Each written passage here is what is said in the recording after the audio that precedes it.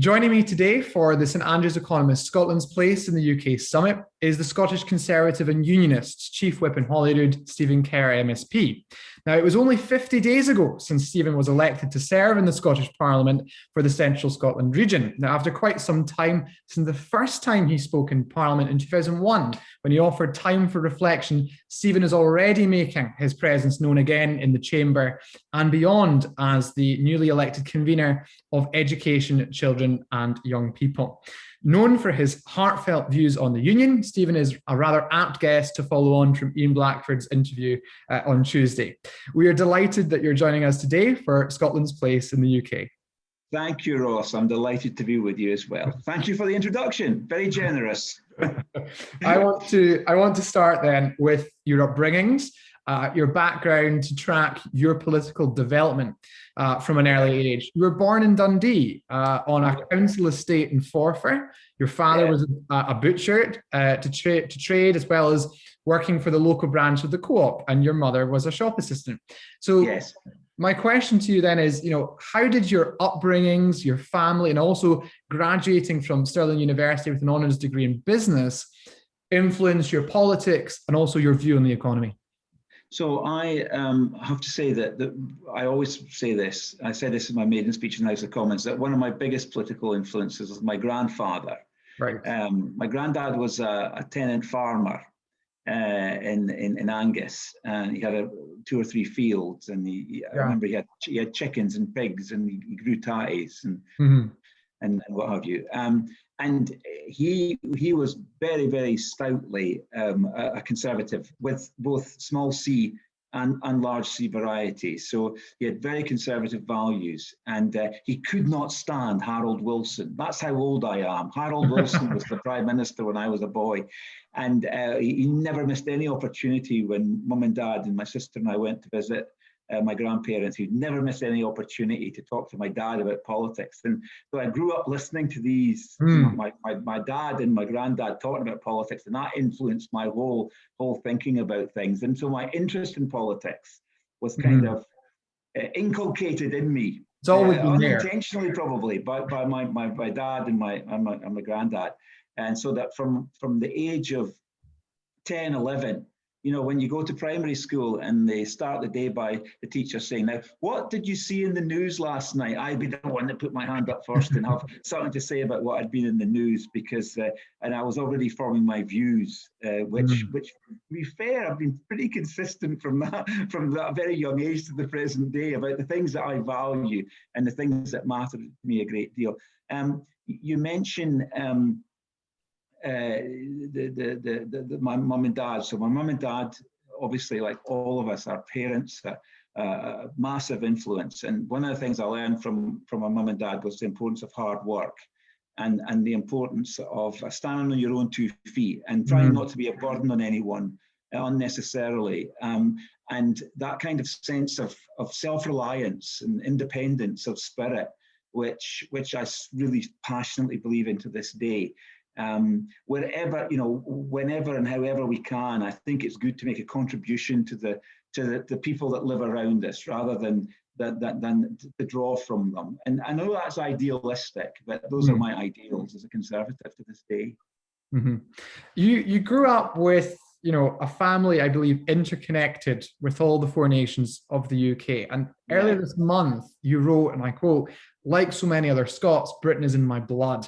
Have you always understood your sense of Scottish and British identity as complementary rather than contradictory?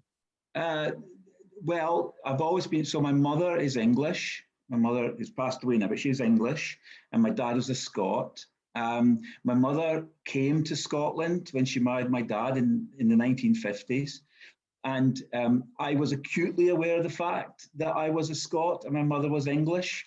And especially again, when I was growing up, there used to be the home internationals. So in my family, it's always been a round ball rather than an oval ball. We've always been like a football sort of a family.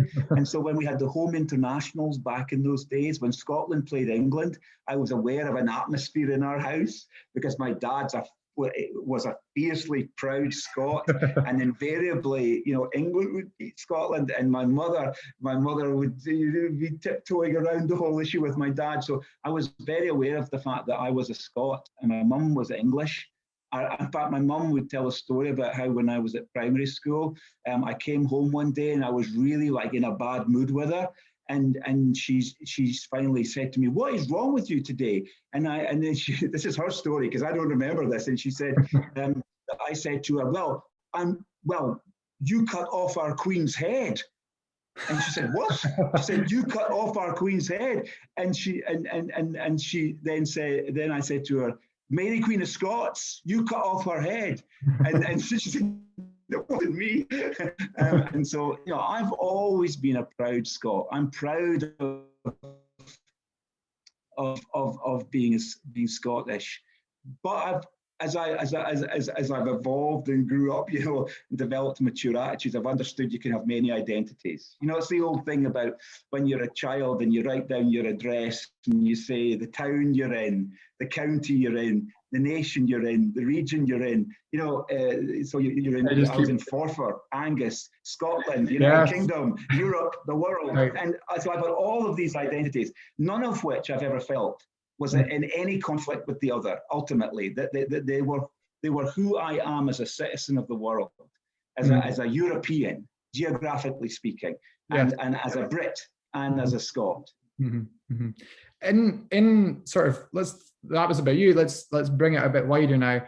In research carried out by the great boffin Sir John Curtis, around 60% of people in Scotland say that they feel strongly British, whereas more than 80% feel that they're strongly Scottish. So my question to you then is, do you think that the rise, and I'm linking this now to Scottish nationalism, has been, at least in part, fueled by a failure of politicians to forge a unique, broadly shared, unifying British identity like in America and France? Do you think would that be fair? It doesn't surprise me that the great John Curtis or anyone else that did any research in Scotland would find that Scots are first and foremost proud to be Scots. I mean, if you ask me, what's my identity, I would unthinkingly say to you, I'm a Scot. So that is my first identity, which I'm very, very proud of.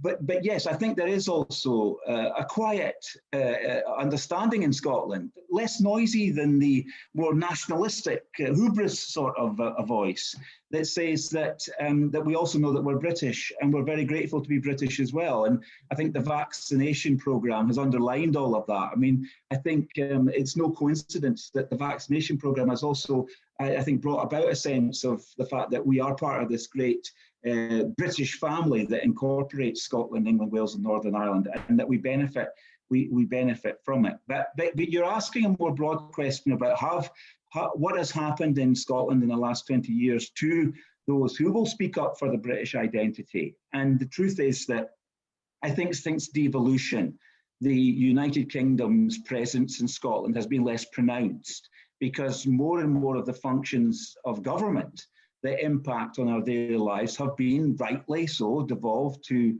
the Scottish Parliament and thereby first to the Scottish Executive and now to the Scottish Government. And at the same time, I think British politicians, people serving in the House of Commons, people who formed the governments, both Labour and Conservative, since 1999, have not done a good job at representing what the value of being part of the United Kingdom is in the everyday lives of Scottish people. And that's why when I was serving as a member of the House of Commons, whenever I could, I would make speeches about this issue and talk about the importance of the British government having a place in the lives of Scots and being seen to represent the value of being British in the lives of Scots. And I think for 20 years, it's been a slow retreat in this matter. And I've been encouraging the UK government, and by the way, I would have been encouraging the UK government, whether they were of my party or another party, to be visible in Scotland, to engage with Scotland, to be a part of the Scottish political landscape, because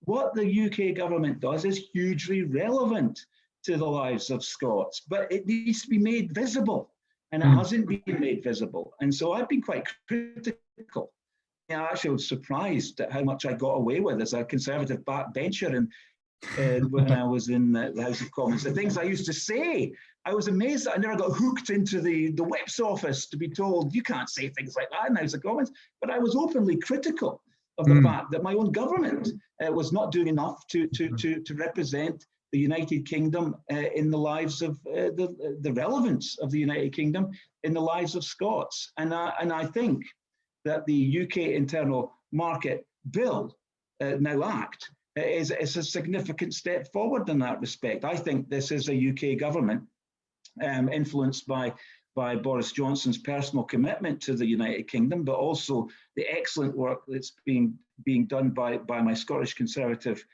colleagues in the House of Commons to make sure that there is a more active approach to the UK government's involvement in the everyday lives of Scottish people.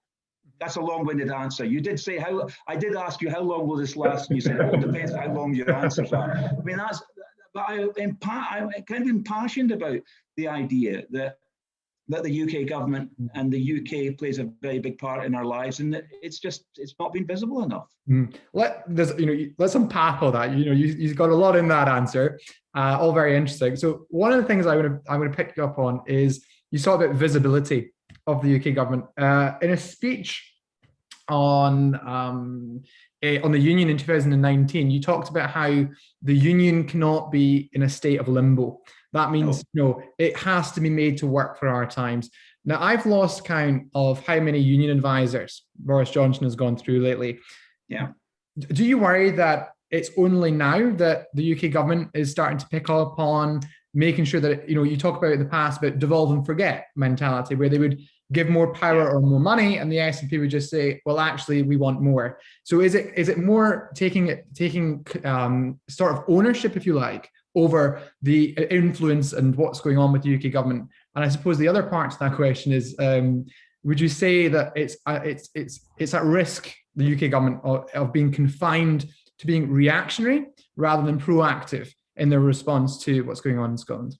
Well, you're right. So I will say I think I was right in 2019 when I said that the Union is not kind of preserved in aspect. It has to be alive and living, and it has to be relevant, and it has to be brought in. It has to be refreshed, rediscovered with every generation, because this is an important 300-plus-year-old union between two countries, which is practically unique in the history of the world and has made a unique contribution to the benefit of the whole of the human race. In my view, there's nothing that's hyperbole. I think the United Kingdom and the people of this country, the past and the present, play a very important role in the stability and direction of the world and the affairs of the world.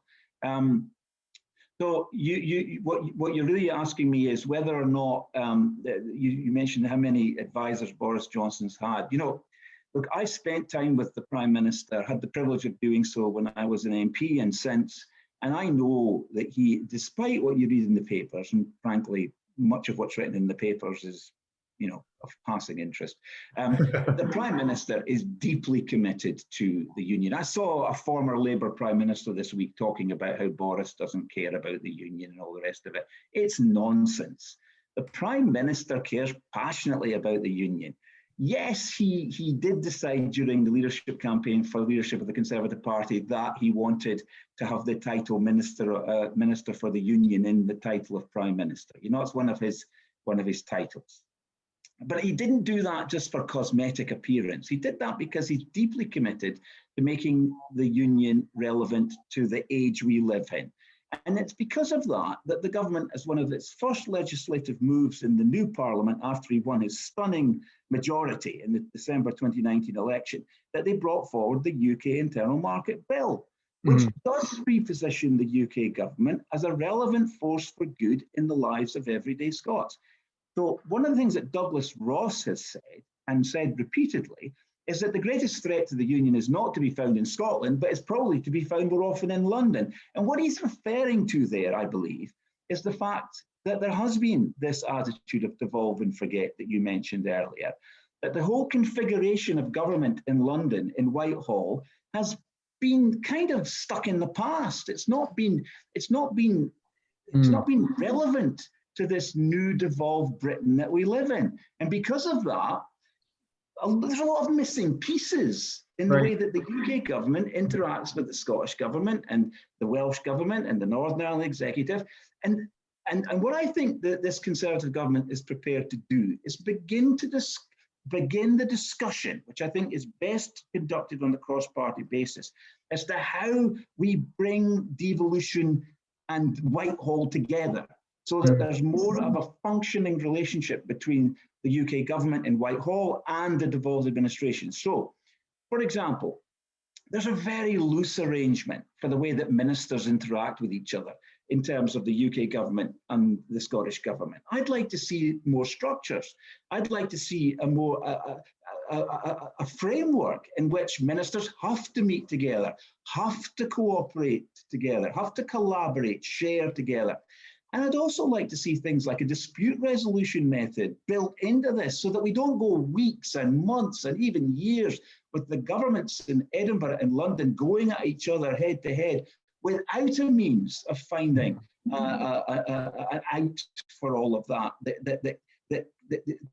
presents a solution, a resolution to those conflicts. So I think there's a lot of work to be done, but the government's not neutral on this, the Conservative government.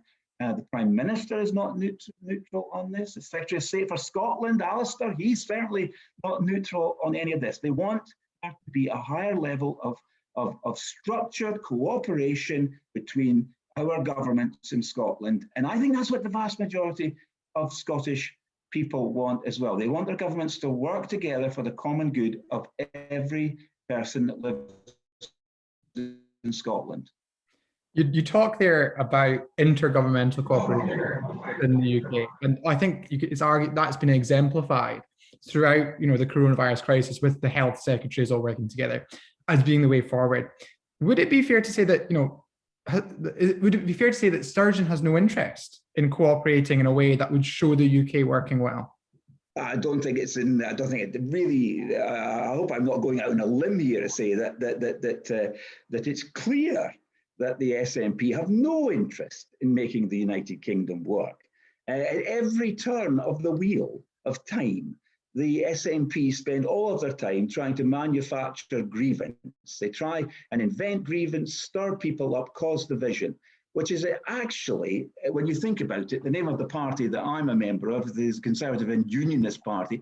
The word union implies people coming together, people becoming unified. The SNP should probably put the word divisive in their title, the Scottish National and Divisive Party, because that is what they do. They spend their entire time stirring people up, trying to create differences, trying to magnify those bumps in the road so that they become, not just hillocks, but mountains of difference. When in fact, those of us who live on these islands, we have so much in common.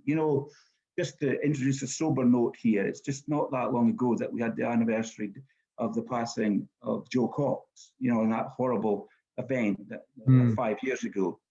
It's 5 years, and it's hard to believe it is 5 years. But that idea that Joe Cox stood for, that there is more that brings us together, there's more that unites us, that we have in common than divides us.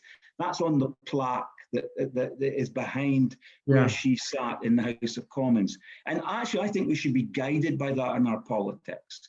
We should have less tribalism. We should be less partisan, and we should be more interested in uniting people around the areas of commonality that we share. And we share an awful lot of commonality across all the parties. But the SNP are not interested in that, because like some old cranky Marxist theorist would have put forward, you've got to create division, you've got to create rebellion, and you've got to keep this revolution going. And that's not what I think is in the nature of most British people and most Scottish people. I think people want their governments at all levels to work together, to function together, because everybody knows in their heart of hearts, it's when we're all working together on a common objective, whether it's the defeat of this dreadful virus that's been part of our lives now for a year and a half, or whether in darker times, even than the last year and a half, when we were united against a common enemy such as Hitler's Germany.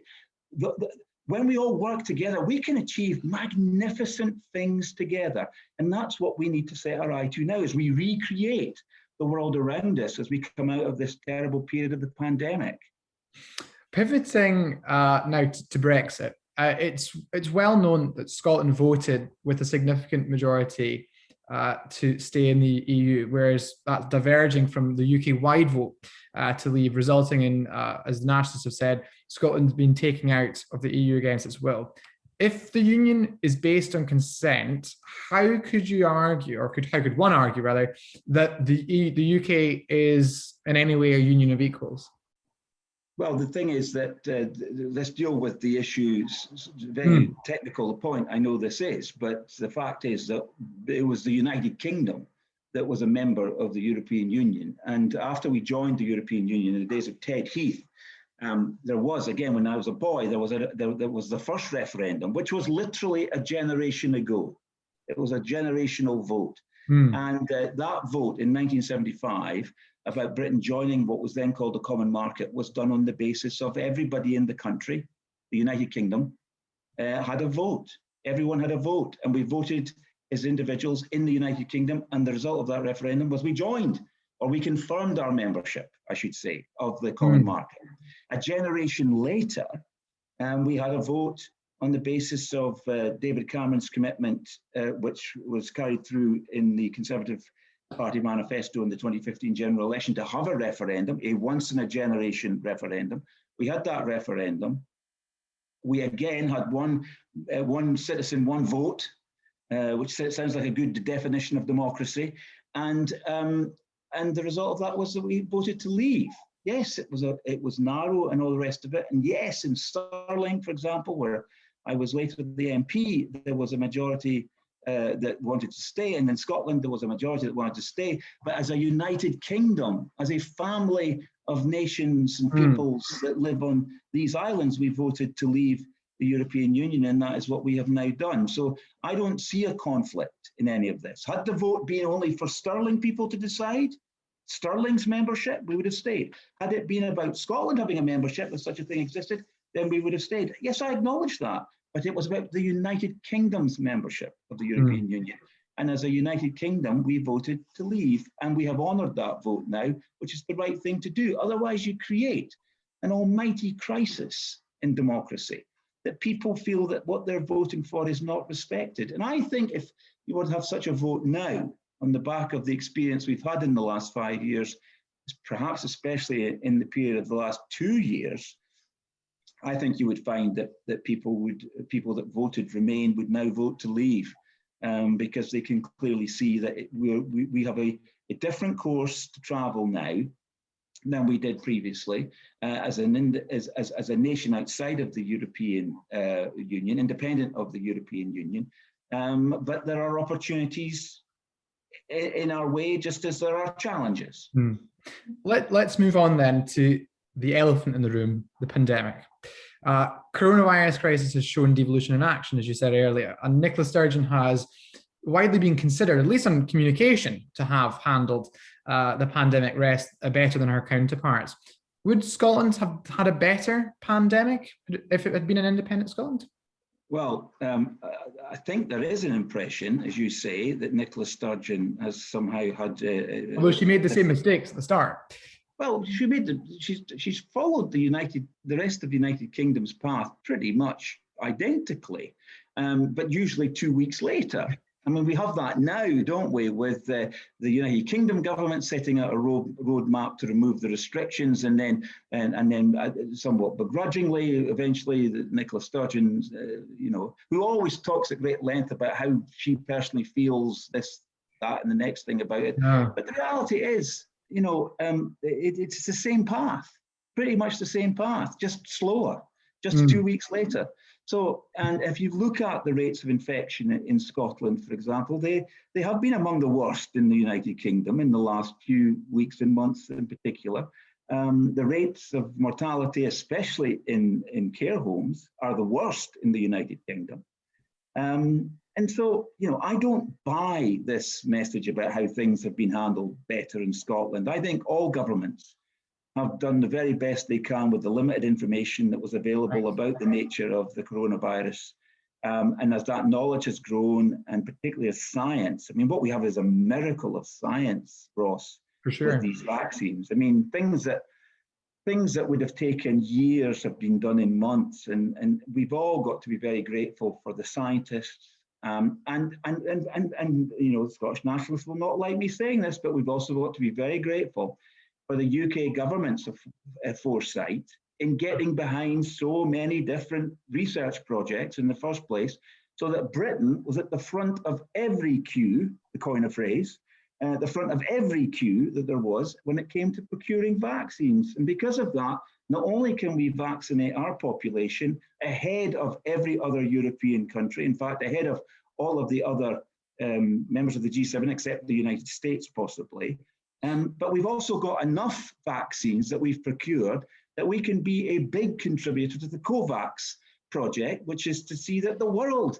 is vaccinated in quick time and in order. And this is in keeping with, I think, the great heritage of the United Kingdom, that we try our hardest at all times to be a force for good in the world. And you know, if you spend any time traveling the world, visiting different corners of the world, as many of you, maybe you and your viewers will have done, you will hear how highly people think of the United Kingdom, how respected we are for the fact that we try to do the right thing. And we're going to underline this with the work that's going to be done now to vaccinate the world, that Britain will be at the forefront of.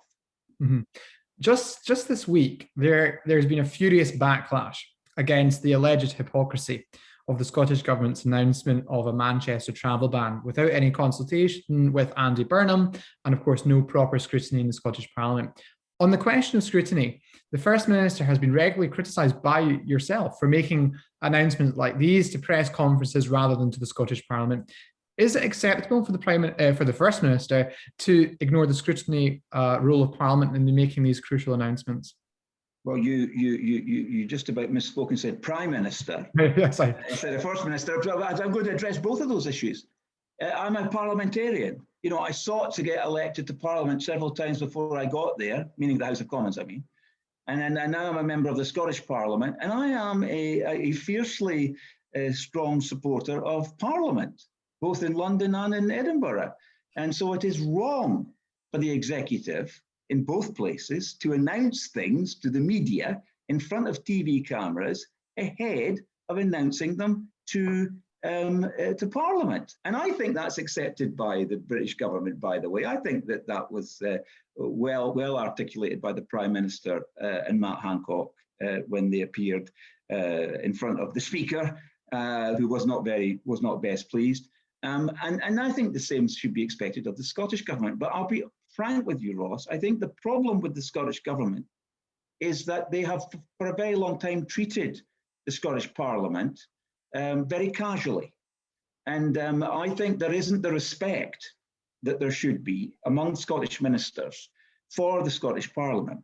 I, for example, feel very strongly that when ministers are facing urgent questions or portfolio questions or have any need to appear before Parliament, they should do so physically in the chamber, and that all substantive announcements of a policy nature should be made to the Scottish Parliament ahead of any other means of announcement. And I would hope that all of us who are parliamentarians would take a similarly strong line on the importance of respecting the authority and role of Parliament as the body that exists to scrutinise and to hold the executive to account. Mm-hmm. And I suppose this is part of a wider point about what was happening before the election. I mean, during the salmon sturgeon stramash, and I'm going to use that word because I like it so much. Big question. Arthur Montford, the football commentator. I don't know if you're too young probably to remember Arthur Montford, but that was his favourite word. There was always a stramash in the goalmouth. A stramash. Yeah. Well, the stramash that occurred, big questions arose about power in Scotland. And this is just touching on what you were saying. And I know you're not a fan of Salmond, but he quite boldly told MSPs, and I'm quoting the former First Minister, that Scotland hasn't failed, its leadership has failed. So given the obstruction of the parliamentary committee by the Scottish Government and the Crown Office during that period, has the SNP government become too powerful in the presence of weak legislative scrutiny? Well, I think that I think I'd reverse that round. I think the Parliament has acted and behaved too weakly. What we need is a strong Parliament. It is good for the government of our country, regardless of majorities or non-majorities. Well, I'm sure we're going to come on to the non-majority that the SNP currently have at Holyrood. But regardless of the status of the government's majority or otherwise, there should be a genuine respect from ministers for Parliament and its role. So the Scottish Government has been allowed, the SNP have been allowed to become, in their own eyes at least, so strong that they can treat Parliament with a casual regard, a take it or leave it mentality. And it's up to the Scottish parliamentarians of all parties, including the government party, to hold the government to account and to scrutinise their actions. That is what we're there for. We're not in the Scottish Parliament to discuss issues that are relevant to the United Kingdom's conduct of policy. We are there to scrutinise the Scottish Government's conduct. And I think sometimes it would be good if members were brought into order in the Scottish Parliament in respect to why we are there, why we draw a salary, what our purpose is as members of the Scottish Parliament. And I very much hope also that some of the lessons of the last few months that you've highlighted in your question will be reflected on and will be acted upon. So, for example, I believe that members of the Scottish Parliament should have parliamentary privilege. I think it's ridiculous that the Crown, I speak to you as a monarchist, by the way. I'm not kind of pseudo-Republican speaking to you, Ross, but it is not correct that the Crown or the Crown Office should ever be able to dictate or threaten Parliament. I mean, we have that glorious ceremony in the Houses of Parliament in London at the opening of Parliament, the state opening of Parliament, when Black Rod has the door of the House of Commons slammed in his face and he has to knock 3 times on the door to get through the door. And the reason we do all that is to assert the independence of Parliament. And I believe the same principle of independence of Parliament should prevail in the Scottish Parliament as well. And David Davis made a very powerful speech on this subject, and as has Dr. Liam Fox, a great Scot in his own right, by the way, a man from East Kilbride. He's made the same points about how this, indeed, the Scottish Parliament needs to have these same privileges. Parliamentarians need to have these same privileges, and I think that's something that we need to address, along with the separation of powers in the role of the Lord Advocate, which is a separate matter, but is another point of learning from the events of the last few months in the Scottish Parliament. And yeah, in your answer there, you touched about a little bit of the election. So at the Scottish Parliament election in May, which I said earlier you were elected to, and the SNP won the election, but notably 1 seat short of an overall majority. Your party remained the same, I think, at 31 seats. In the days following the election, the debate, I think, on independence has focused on mandates. And before the election, your party leader, Douglas Ross, said to the STV's Colin Mackay, that I quote, "People have to be very clear that a vote for the SNP is for another independence referendum." So if Douglas Ross was right then, how on earth could the Scottish Conservatives argue that the SNP and the Greens don't have a democratic mandate to hold a second independence referendum? Well, because Douglas was right when he said that. Clearly, if people voted for the SNP and the SNP won a majority, then the SNP would then have, as they did in 2011, as the precedent was already set. It was important for constitutional. They won a majority in 2011 under Alex Salmond's leadership. By the way, that was a very different SNP approach to things Scottish back then. I mean, if you go back to the 2014 white paper that the SNP produced as a prospectus for independent Scotland, he was talking about being a pro-business, pro-enterprise Scotland. He was talking about cutting corporation tax. He was talking about all kinds of things that the current SNP, which is a completely different thing altogether would never have any truck with. I'm absolutely sure of that. Their attitude during the pandemic towards business has been nothing short of anti-business, frankly. But look, getting back to your question, which I should do more of, I know. Stick to your question. They did win the election. They're the biggest party, and therefore they quite rightly had the right to form the government that they formed. And I acknowledge that, but they did not win a majority in respect to their manifesto, and therefore Douglas was right in what he said. But the Scottish Conservatives and the people who voted Scottish Conservative in record numbers in the post-devolution era that we're living in, they stopped that manifesto commitment being made inviolate. So they do not have a majority. They are a minority government. We are sitting in a parliament of minorities.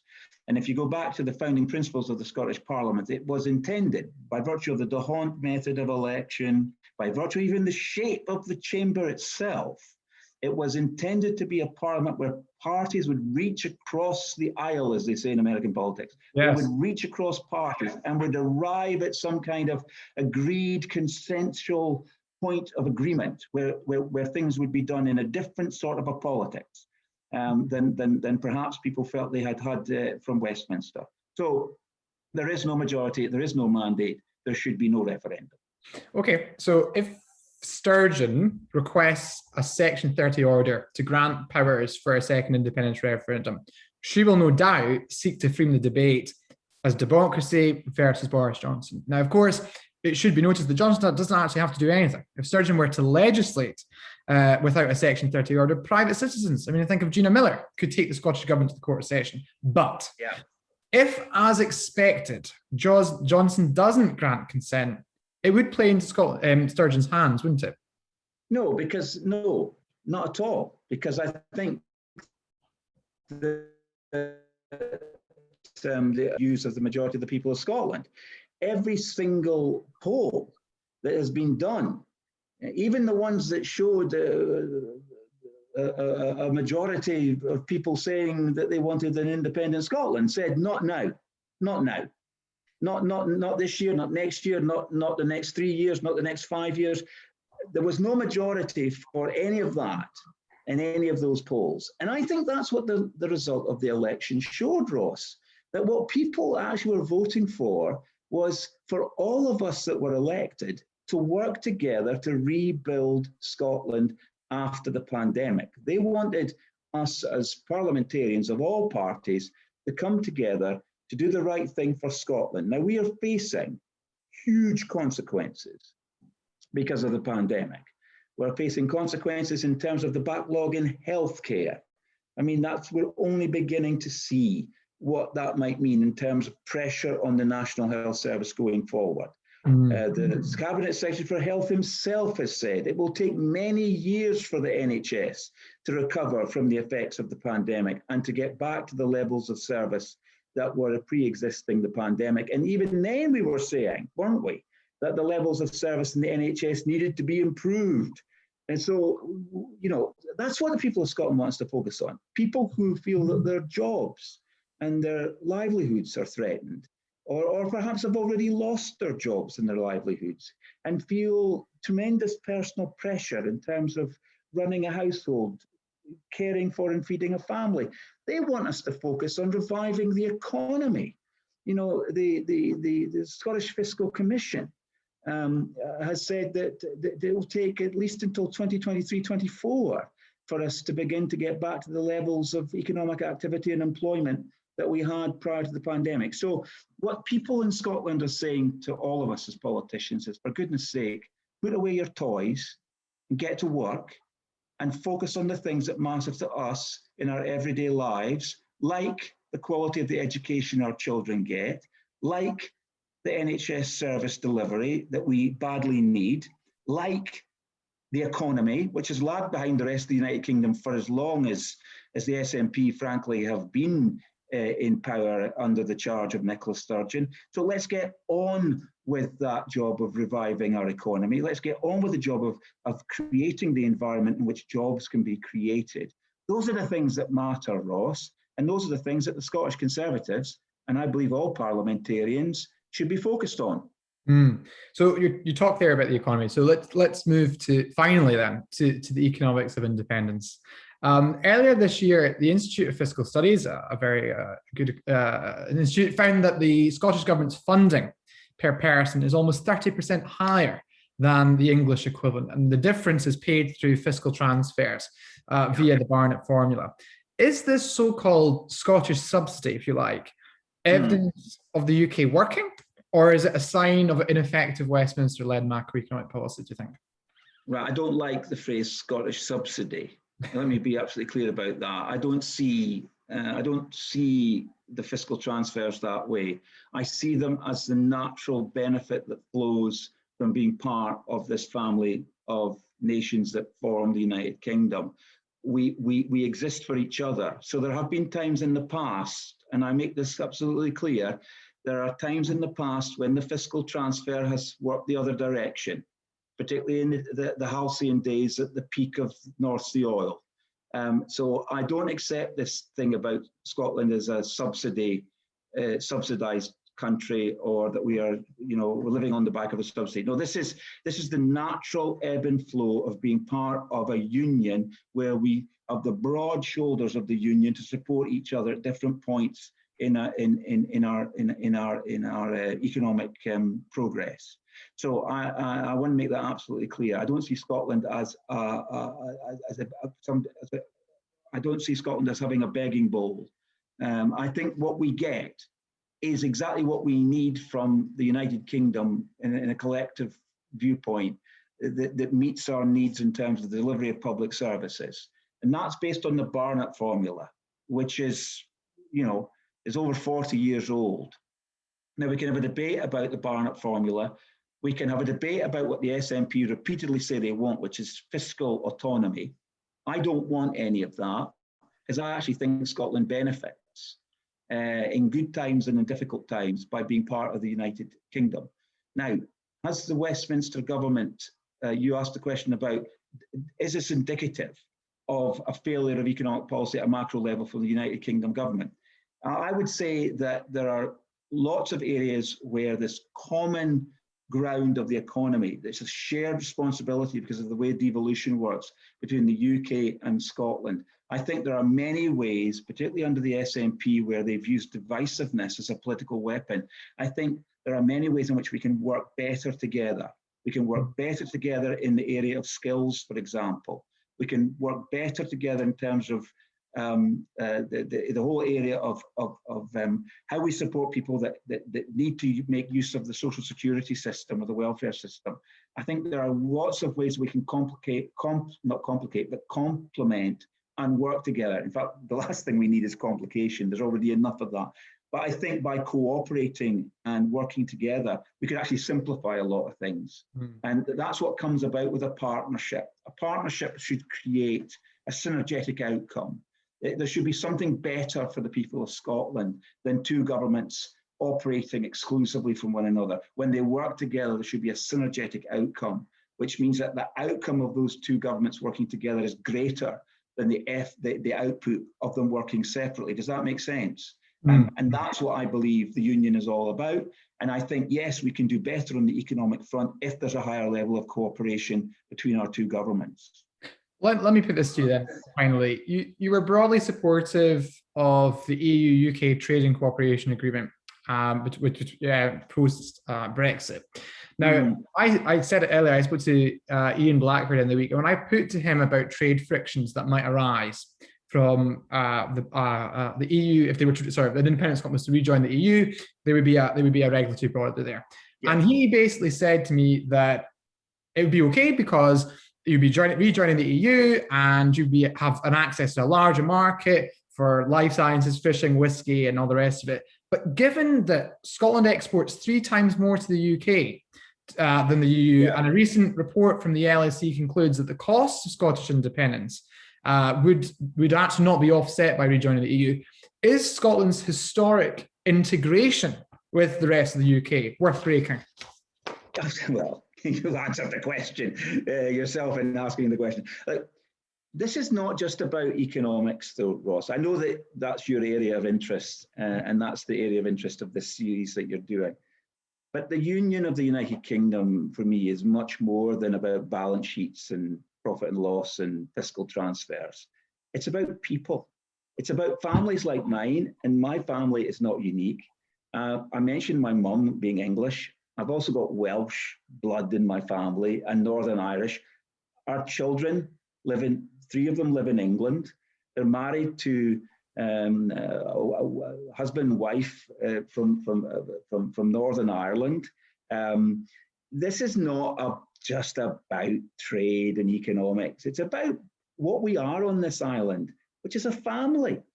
And we've got a family that's made up of different regions and nations and dialects and traditions, and it's fantastic. People that come to this country and travel around it are amazed that within a few hours of leaving one place, you can be in another place where there's a completely different dialect, a completely different outlook, an interesting twist on values, an interesting culture. And we should rejoice in that. This union is about a celebration of all of those differences. The diversity of the United Kingdom is its strength and will always be its strength. But what brings us all together are some fundamental values. And they are about, in my view, common decency. They're about doing the right thing for the right reasons. They're about upholding individual and personal freedom and liberty. They're about spreading those values around the world in a peaceful way, in a persuasive and peaceful way. They're about doing the best we can for the poorest people on the planet. Britain has an incredible record when it comes to all of these different areas. And then finally, doing the right thing and putting everything on the altar of freedom when we've had to in the past, as I'm sure we would do in the present and the future. That's what it means to be British. And so it's, you answered the question in the question itself, but I'm giving you what I believe is the bottom out issues of the heart and issues of affection and love, which bring us together and help us to work together for each other and for the common good of humanity. Stephen Kerr, thank you very much for joining us. That concludes not only just this interview, but the summit on Scotland's place in the UK. All the interviews are available to watch on the St Andrews Economist Facebook page. Thank you very much for watching. Thank you, Ross.